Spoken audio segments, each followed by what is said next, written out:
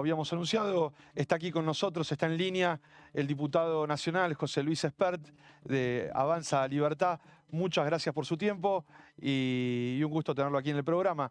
Como para arrancar... Hola, muy buenas noches, un placer. Muchas gracias. Como para arrancar, ¿cómo ve, se votó este acuerdo del FMI, que se ha hablado mucho y la incidencia que puede tener también en las villas o en los barrios más populares, en el sector trabajador? Usted votó en contra. ¿Cómo puede ver, a pesar de que haya salido de la Cámara, cómo puede ver que influya de aquí este momento, de aquí en adelante, si se termina de concretar la votación? ¿Cómo puede impactar en los barrios? En el Senado, ¿perdón? ¿Y cómo puede impactar en los barrios, desde lo económico? Mira, yo le tengo a ver, yo tengo que ser objetivo, ¿no? Cuando me preguntan de economía, la economía es una ciencia, no es chamullo, es realidad, es la realidad de lo que te cuestan las cosas, la realidad de lo que te cuesta llevar a los chicos al colegio, la realidad de lo que te cuesta un paquete de fideo, un paquete de arroz, si conseguís laburo o no conseguís laburo. Y yo veo que este programa con el fondo complica todo eso. Yo creo que no va a bajar la inflación, así que a la gente le va a seguir costando llegar a fin de mes. La comida le va a costar cada vez más cara, el colegio de los chicos también. No va a ser fácil conseguir trabajo. Lamentablemente, por eso votamos en contra nosotros desde Avanza Libertad, porque es un mal proyecto o es un mal programa económico el que está detrás del acuerdo con el fondo para la gente de laburo, para el que quiere emprender, para el comerciante, el industrial. O sea, es un muy mal programa para los que trabajan y los que dan trabajo. Por lo tanto, como la única razón de ser de Avanza Libertad y los que componemos Avanza Libertad, Carolina y Piper y yo en el Congreso Nacional, es estar ahí para favorecer solo a la gente de trabajo e impedir que a la gente de trabajo, de esfuerzo, estudiantes, le vaya mal. Bueno, para nosotros, si es un mal proyecto, lo vamos a votar en contra. Los buenos proyectos los presentamos nosotros, hasta ahora hemos presentado varios proyectos en poquito tiempo desde que asumimos. Debemos ser de los bloques más productivos desde el 10 de diciembre que comenzaron los nuevos mandatos y hemos votado en contra de todo aquello que nos ha parecido malo para la gente de trabajo. Sumo la entrevista a Emilia Rojas, periodista del equipo, para que también te pregunte. Diputado, ¿cómo le va? ¿Cómo no? Muchas gracias por la entrevista. No, Pregunto, uno de los reclamos que más se dan dentro de los barrios populares, de las villas, los vecinos y vecinas siempre piden trabajo, ¿no? Como poder acceder al trabajo, sabiendo que la economía informal es una de las principales fuentes que tienen estos vecinos, ¿no? Bueno, ¿cómo se puede hacer para que lleguen al sistema, ¿no? Para que esos vecinos puedan acceder a una obra social, para que puedan acceder a un aguinaldo, algo que muchas veces parece muy lejano? Bueno, entre las cosas que serían claves para que no solo la gente de los barrios populares, sino que la gente de trabajo en general consiga trabajo, se necesita una gran reforma laboral. Las empresas con estas leyes laborales que vienen desde hace casi 80 años, son leyes laborales muy viejas, tienen terror de contratar a alguien, porque lo ven, lo viven, lo sufren a diario, que se incorporan a una persona, la forman, la capacitan, la califican, la mandan a trabajar a distintos comercios de la misma empresa y algún día, por la razón que sea, deciden desentenderse de ese trabajador. Las leyes laborales actuales y cómo fallan los jueces laborales directamente la funden a la empresa por echar a una persona. Entonces, lamentablemente, las leyes laborales actuales no le convienen ni al empresario ni al trabajador, porque si no hay empresa, no hay trabajador. Si no hay empresa que tomen gente, no va a haber trabajo para la clase trabajadora. ¿Y cómo se podría compensar? ¿Cómo se podría compensar entonces a los trabajadores, ¿no? Desde ese costado, sabiendo que si se los despide o si ellos se quedan sin trabajo, no tienen un amparo? Por supuesto que tiene que haber alguna compensación, por cierto, pero no puede ser que ocurre lo que ocurre hoy, que directamente los fallos de los jueces laborales funden a las empresas que despiden a una persona. O sea, hoy para que vos puedas despedir a una persona como empresario y no te funda un fallo laboral, tiene que ser un delincuente, un asesino, un violador, ¿viste? No es razonable eso. O sea, me parece que, además, si tenemos 6 millones de trabajadores trabajando en negro, totalmente precarizados, sin ningún derecho social, más allá de un salario miserable que cobran los que están en negro, Evidentemente tenemos un problema con las leyes laborales. O sea, yo hablo desde la realidad más cruda, no hablo desde la Ujú. teoría. O sea, no te hablo desde Suiza Claro. o pensando en Suiza y critico la ley laboral argentina. Si yo veo que el 40% de la clase trabajadora argentina trabaja de manera precarizada, sin ningún derecho, más allá de un salario miserable, evidentemente tenemos un problema con las leyes laborales. O sea, si vos decís que tuviéramos un 1% de la fuerza laboral trabajando en negro, yo diría malditos empresarios. Si tuviéramos el 2, malditos empresarios, el 3, malditos empresarios, pero si tenemos el 40%, y yo creo que ya debe ser la mitad a esta altura, evidentemente esto excede el marco de un empresario malo, un empresario bueno. Tenemos un problema con la institucionalidad de las leyes laborales, por supuesto. Ahora, Eh, esto no quita que tenga que haber un sistema indemnizatorio razonable, pero a lo que estamos asistiendo es una locura. No puede ser que la mitad de la fuerza de trabajo trabaje en negro. Claro. de otros sectores ideológicos, incluso del Congreso, generalmente atacan desde el ideológicamente al liberalismo como uno de los causantes de la pobreza de hoy. ¿Cómo usted responde generalmente a esos debates que se dan desde los distintos sectores del Congreso y desde la política? No, bueno, yo lo que le respondo, a ver, hablemos en concreto. Tomemos simplemente, para no irnos muy atrás, 50 años, medio siglo para atrás. De medio siglo para atrás estamos hablando de más o menos año 1970, 1972. Desde ahí han gobernado peronistas, radicales, civiles, militares. En medio siglo vamos a poner, no sé, voy a ser generoso, voy a forzar un poco el liberalismo.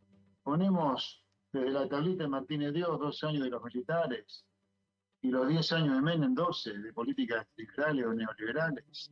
Sobre 50 años, 38 años donde no gobernó el liberalismo. Y estoy siendo generoso en decir que Menem fue liberal, ¿no? Cosa que yo no comparto, pero vamos a suponer que haya sido liberal. 12 años y los 2 años de la tablita Martínez Dios, que algunos consideran trasnochadamente como liberales. Estamos hablando de 50 años, 38, donde no gobernó el liberalismo, no hubo políticas liberales. Yo les recuerdo, que en esos 38 años de políticas no neoliberales hemos tenido el rodrigazo, la hiperinflación, hemos tenido la crisis con los Kirchner en el año 2008, la crisis que tuvimos también con el gobierno de Macri, que de ninguna manera fue liberal, fue de un empresario prebendario en todo caso, pero el liberalismo Macri no tuvo nada, menos que nada. Y podría extenderme más, así que yo creo que lo que se Claro. hace en algunos sectores cuando se demoniza el liberalismo es porque le tienen miedo a romper con un sistema del cual mucha gente de izquierda lucra con los planes sociales, con la plata que reciben las organizaciones sociales, cortando las calles de manera permanente, más allá de que podría irme por afuera de Argentina, y si ha habido una corriente ideológica que ha vivido generando derechos, ha sido el liberalismo, en lugar de cercenando derechos. Pero yo te hablé concretamente de 50 años de Argentina, donde ha vivido prendiéndose fuego con crisis tras crisis. El liberalismo, en el mejor de los casos, gobernó solamente 12 años de 38. ¿Que terminó en crisis? Sí, claro que terminó en crisis, porque terminó en crisis el plan de Martínez Dios y terminó en crisis la convertibilidad. Pero yo diría que los restantes 38 años donde no gobernó el liberalismo, que han gobernado los populistas, también hemos terminado en crisis. Como consecuencia de lo cual, Ujú. acá hay una matriz o un vector que va más allá de si uno le pone la etiqueta liberal o popular a lo que pasa. Estamos haciendo algo mal Claro. desde hace muchas décadas, más allá de que uno le ponga la etiqueta civil, militar, peronista, radical, cambiemita, kirchnerista, liberal, keynesiano o de la izquierda. Hay algo que estamos haciendo mal. Y lo que estamos haciendo mal es muy claro. Porque los Eh, países donde la gente prospera, donde la gente vive bien, donde no hay barrios populares, donde no hay villamiseres porque la gente tiene un trabajo digno, no tiene que vivir trabajando en negro, sino que tiene su casa, que se la gana por sí mismo, que no tiene que intrusar terrenos para hacerse su casa, donde la gente vive bien, no de manera indigna como acá, hay tres cosas que hacen. Uno, las empresas comercian con el mundo. No cazan en el gallinero acá para cobrarle a la gente de laburo cualquier disparate por cualquier cosa que produzcan. Dos, El Estado tiene un tamaño razonable, no este tamaño elefantiásico que hace que los que estamos en blanco seamos esclavos directamente del Estado pagando impuestos. La gente que está en blanco en Argentina, de 12 meses que tiene el año, 7 trabaja solo para pagar impuestos. Es como que por una ventanilla cobra el salario y la otra se la da a la FIP. La Una tercera locura. cosa, las leyes laborales que hablábamos antes. Una locura. Lo invito, diputado, a ver un informe que hizo Natalia Tevez Moreno en un barrio popular donde se inauguró una de las escuelas que la verdad es uno de los establecimientos que hoy necesitamos más en esta ¿Cómo pospandemia. no? Con gusto. Vamos a ver el informe y seguimos hablando con el diputado. Con Mundo Villa nos vinimos hasta Cuartel Quinto para la inauguración de la primera escuela comunitaria popular acá en Moreno. Estamos acá en el proyecto educativo integral Mil Pueblos Jóvenes. Es una escuela primaria popular de gestión social, no es estatal, tampoco es privada, no es una empresa, es una organización social. Buscamos hacer una primaria completa y con el tiempo una secundaria. Y se llama Mil Pueblos Jóvenes porque además de ser una escuela comunitaria, va a buscar que los egresados de esta escuela puedan, la institución los ayude a que una vez recibidos se puedan radicar en algunos lugares de la Argentina en el marco de proyectos comunitarios que vamos a tratar de que tengan 5 grandes aspectos, que son la agroecología, la producción de alimentos, las tecnologías de la comunicación, los oficios del hábitat, o sea, todo lo que es electricidad, carpintería, plomería, gas, bueno, todos esos oficios, y acompañamiento comunitario, que son los psicólogos, las educadoras, educadores, trabajadores sociales. Entonces, formando en esas cinco áreas, intentar que los chicos que se vayan recibiendo puedan desarrollarse. Todo este proyecto de la escuela surge en realidad de un grupo cultural. Nosotros somos un colectivo de rock, historietas, teatro, murga, que fuimos conformando acá una productora cultural comunitaria acá en Cuartel Quinto. Lo que pasó fue que después de la pandemia nos dimos cuenta que la realidad del barrio se había deteriorado mucho y empezamos con una noche popular y con este proyecto de barrio. Es un poco nuestra manera de encarar un proyecto de fondo y con un horizonte para nuestros pibes, pibas y jóvenes de acá del barrio.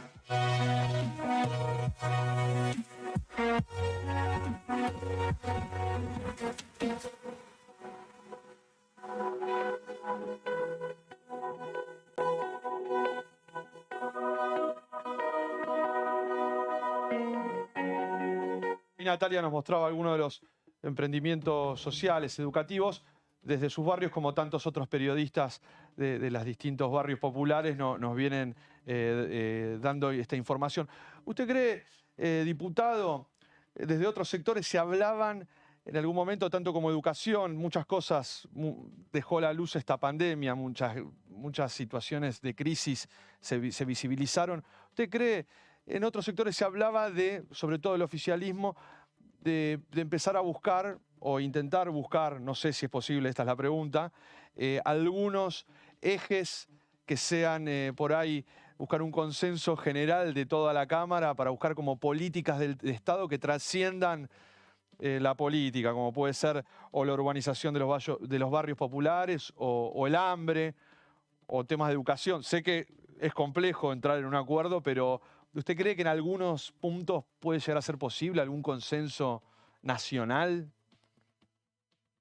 Yo te diría que me parece una llamita de esperanza y yo creo que esa llamita de esperanza la hemos encendido nosotros en el 2019 cuando reapareció, yo diría, esta corriente liberal, que más que liberalismo de sentido común, te diría, nuestra caída, que más que una caída es un derrumbe, ya no necesita discusión ideológica, sino de sentido común. Vuelvo al tema laboral, que me preocupa tanto a mí, porque estamos trabajando en un proyecto de reforma laboral, pero si no cambiamos las leyes laborales, si soy práctico en esto, si tenés 6 millones de trabajadores trabajando en negro, sin ningún derecho, totalmente precarizado, ¿qué vamos a cambiar? ¿La ley de la gravedad o las leyes laborales, no? Por eso vuelvo a lo tuyo. Me parece que como nosotros hemos agarrado la bandera del sentido común, una bandera no ideológica, una bandera que va por afuera de los intereses de la corporación política que está enquistada en algún lugar viviendo el Estado de hace décadas. Por ejemplo, anda a preguntarle a Pichetto, a Carrió, cuándo fue la última vez que trabajaron en el sector privado, no se debe ni acordar ya. Esa gente que está enquistada en el poder, yo creo que empezó a haber una amenaza, en el buen sentido, de parte nuestra, como venimos del mundo del trabajo. Yo tengo 60 años y hace 2 años, 3 años empecé a hacer política. O sea, desde que comencé a trabajar a los 22, estuve 38 años casi sin parar trabajando en el sector privado. O sea, yo sé lo que pagar una quincena, los sindicatos te demuelan, hacer un trámite en el Estado, sé lo que es que te eduquen bien, sé lo que es que te eduquen mal también. O sea, sabemos la misma realidad de la gente de los barrios populares. Así que yo te diría que tengo una esperanza que antes no tenía, que nosotros estamos como de a poquito acorralando un poco a la corpo política que vota siempre las mismas estupideces, la misma porquería para la gente de laburo. Y me parece que tenemos una luz de esperanza. Por ejemplo, pongámonos de acuerdo qué demanda el mundo, formar chicos para que tengan al mundo como posibilidad, no solo encerrados en Argentina. Hay un mundo que está requiriendo ciencia dura, matemática, física, lengua. Hay que enseñarle eso a los chicos para que la oportunidad para los chicos sea el mundo, no solamente la Argentina. Yo creo que eso es donde hay que apuntarle. Y me parece que empieza a haber un consenso sobre eso, más que nada por las malas razones, que es que los chicos se nos están yendo por Ezeiza. Los jóvenes más calificados de Argentina se nos están yendo. Entonces, está claro que para parar esa sangría hay que empezar a darles una esperanza. Y parte de darles una esperanza es empezar a formarlos para que tengan la posibilidad de que en Argentina se puedan quedar, porque Argentina hace las cosas que hace el mundo, ¿me entendés? Totalmente, lo entiendo. La sumo a Emilia, que tiene ahí más preguntas. Diputado, siguiendo el tema de la educación popular del informe y también lo que veníamos hablando, hay un pedido, hay una cuestión que se repite mucho en instituciones educativas que son cercanas a barrios populares, que es el del alimento, ¿no? La vianda caliente, que muchas veces no es garantizada por las escuelas porque no pueden, porque por ahí el gobierno de la ciudad o el gobierno municipal no se los acerca, y entonces vemos a muchos alumnos, por ejemplo, que tienen que faltar porque van al comedor o porque tienen que esperar para retirar el tupper y llevarlo a sus hogares para el resto de su familia, de sus hermanos. ¿Hay algún proyecto de su partido que trabaje, que aboque esta cuestión? También teniendo en cuenta que venimos arrastrando una crisis alimentaria ya de varios años y que obviamente el sector más golpeado siempre es aquel que no tiene una voz para poder reclamar, ¿no? O cuando estas cuestiones se ven invisibilizadas. No lo tenemos hasta ahora en carpeta, pero a raíz de la inquietud que me estás planteando, es una cosa que vamos a incorporar. Realmente una cosa que nos preocupa mucho es que los chicos tengan una muy buena alimentación, porque si no la tienen es difícil que incorporen los conocimientos de manera adecuada. O sea, si hay chicos subeducados, en muchos casos es porque están subalimentados. Así que toma la inquietud y desde ya esto se va a ver reflejado en nuestro accionar en la Cámara de Diputados, por supuesto. Muchas gracias, diputado. Diputado, por favor, un placer. Le agradecemos esta entrevista, esta charla. Esperemos que más adelante podamos en algún momento tenerlo en el estudio. Muy, muy interesante la mirada y le agradecemos su tiempo. Sabemos que tiene muchos compromisos por delante. No, ha sido un placer hablar con ustedes y encantado de ir al estudio y tener una entrevista mucho más larga que esta para que yo pueda aprender más de ustedes. Así que les agradezco muchísimo la información. Chao. Muchas gracias. Saludos a todos. Muchas gracias, muy amable. Bueno, estuvo con nosotros el diputado nacional José Luis Espert de Avanza Libertad. Y bueno, y ahora nos vamos con la sección de oficios y talentos de barrio. Y no se vayan, que todavía queda mucho más Mundo Villa en DTV.